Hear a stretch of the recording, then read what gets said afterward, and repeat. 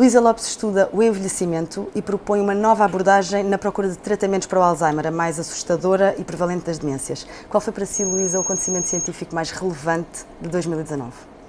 À parte da fotografia do buraco negro, convém dizer que não é da minha área, não vou falar dela, mas que achei fascinante. Tivemos duas notícias que marcaram o ano neste campo das doenças neurodegenerativas. Foi, em março, soubemos que um dos anticorpos anti-doença de Alzheimer que estava a ser produzido e estava em fase de ensaio, o ensaio foi abruptamente interrompido. Era um medicamento muito promissor. Era um medicamento muito promissor. Havia imenso entusiasmo, não é? Muito dinheiro investido, muito tempo, muita investigação.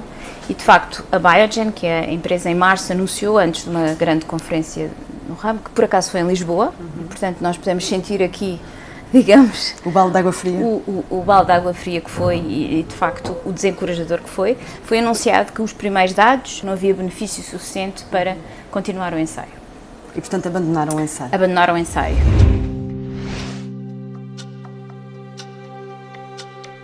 Podia ver-se, de facto, a cara de desânimo das pessoas, a pensar, primeiro, que se calhar pusemos todos os ovos no mesmo cesto. Vi imensas farmacêuticas com anticorpos deste tipo, caminho de investigação. Neste caminho. Aliás, muitas desistiram de ensaios que tinham previsto. Sim, já há algum tempo que algumas das empresas reduziram ou mesmo cortaram os seus departamentos de neurociências. Por causa da dificuldade. Por causa da dificuldade, da taxa de falhanço, que é enorme, é a maior. Mais de 99% dos ensaios falham. Tem sido a maior na indústria, na história das farmacêuticas, de facto. São muitos anos de monitorização, são ensaios caros, longos, não se sabe muito bem quanto tempo precisamos, só para as pessoas terem uma ideia, quanto tempo se precisa para saber o benefício deste tipo de medicamento, porque imagine, se vamos testar um medicamento para a hipertensão, se calhar ao fim de uma semana sabemos se funcionou.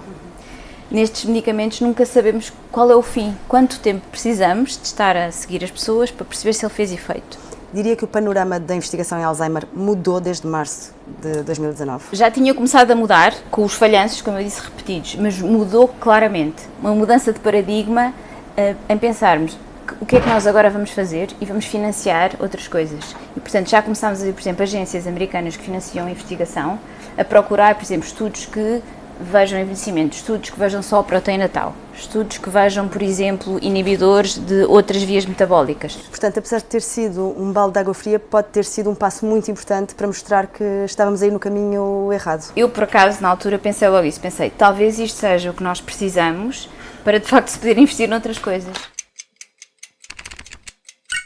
Em outubro houve uma reviravolta surpreendente. Sim, foi uma reviravolta que não é muito usual neste tipo de ensaios. It's an important story this morning. Morning, Meg. Good morning, Carl. We'll talk about a reversal. JP Morgan just out with a note saying shocking, simply shocking. Aducanumab, this Alzheimer's drug from Biogen, is back. O que acontece é que a Biogen decidiu voltar a colocar o mesmo medicamento, submetê-lo à FDA americana, portanto, à Agência de Regulamentação do Medicamento. Baseado em quê? Eles dizem que havia um estudo que ainda não estava acabado quando o primeiro foi divulgado, em março, um outro estudo mais pequeno, com outra dose, que funcionou de uma forma melhor do que eles pensaram. Estamos à espera dos dados, houve uma conferência a semana passada que mostrava, de facto, pode haver algum benefício, eles ainda não mostraram todos os dados e, portanto, quando eu digo isto, estamos todos um bocadinho com um otimismo enorme, mas cauteloso, vamos perceber qual é de facto o benefício, mas parece ser promissor e, portanto, digamos que vamos acabar o ano com aqui uma lufada de ar fresco. A Luísa ficou surpreendida nesse dia em que foi feito esse anúncio? De outubro ficámos todos, acho que toda a gente ficou muito surpreendida. No início de 2020 deverá haver novidades? Sim, no início de 2020 a Biogen diz que vai não só libertar mais dados e esperemos que a FDA depois tome uma decisão. Vão analisar de facto os dados e avaliar se há ou não base para autorizar o medicamento. Sabemos também que a decisão de março tinha sido um rombo nas contas da farmacêutica e que no dia do anúncio as ações dispararam. Sim, aliás, há um gráfico muito engraçado dessa impressionante da queda das ações e depois da subida, exatamente. Isso leva a ter mais cautelas na gestão de expectativas ou acha que são assuntos separados? Não, eu acho que temos de ter cautela e responsabilidade, porque há uma pressão social, não é? Todos nós, cientistas, clínicos e pacientes, famílias, queremos um medicamento e, portanto, obviamente que queremos que funcione. Depois há uma pressão política, não há um medicamento disponível para as pessoas e há uma pressão económica, não é? Que são as farmacêuticas que investiram imenso dinheiro e sabem que se o tiverem vai ser a mina dos ovos de ouro, um bocadinho, ou a galinha dos ovos de ouro. Nós acreditamos que eles avaliam bem os dados e acreditamos mais que a FDA vai ser muito criteriosa e não vai aprovar algo que não seja de facto sólido.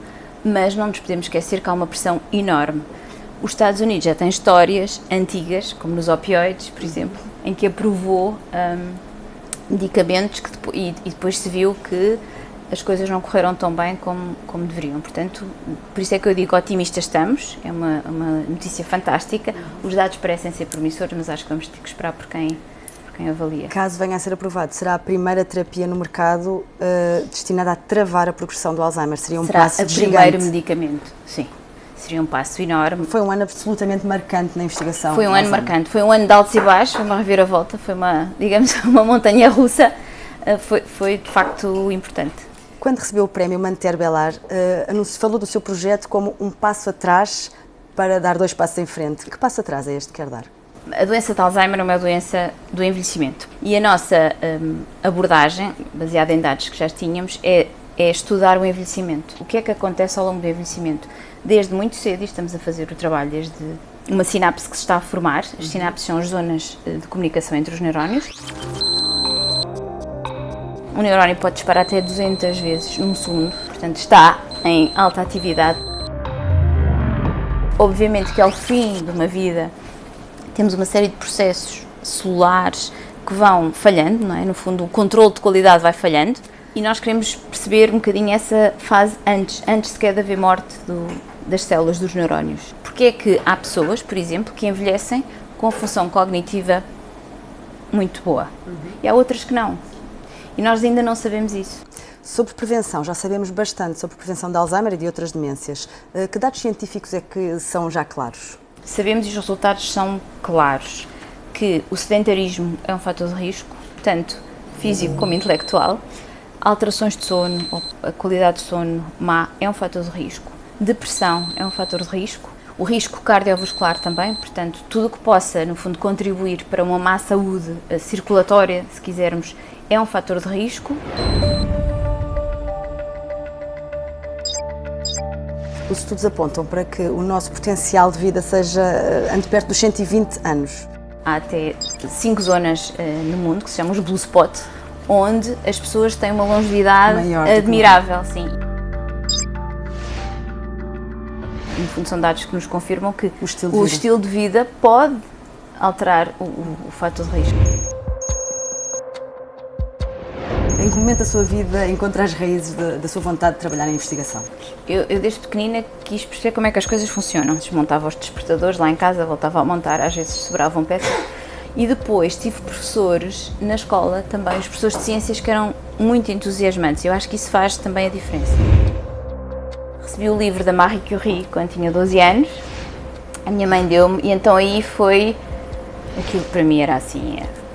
a coisa romântica da ciência, não é? Uma mulher, numa altura em que as mulheres não estudavam, uma mulher que era super inteligente, que foi para a Sorbonne em Paris e que ganhou, não é a primeira mulher a ganhar o Nobel. E ainda hoje é uma pessoa que me serve de exemplo, a forma como ela encarava a ciência. Aliás, até pelo sacrifício pessoal, exato. Do conhecimento que antecipa que surja já este ano, 2020, e no futuro muito próximo, o que é que mais entusiasma? Em termos de neurociências, estamos a ter grandes surpresas em termos de, como dizia, por exemplo, técnicas de imagem, desta capacidade de ver cada vez com maior pormenor um cérebro vivo, que é uma coisa fantástica. Não é? Esta capacidade, sim, esta capacidade de nós mantermos as pessoas de uma forma não invasiva, confortável e sem risco, e podermos olhar para dentro do seu cérebro, que para nós, obviamente, que é fascinante, é como se fosse quase ficção científica. Obrigada, Luísa, e bom 2020. Obrigada, igualmente.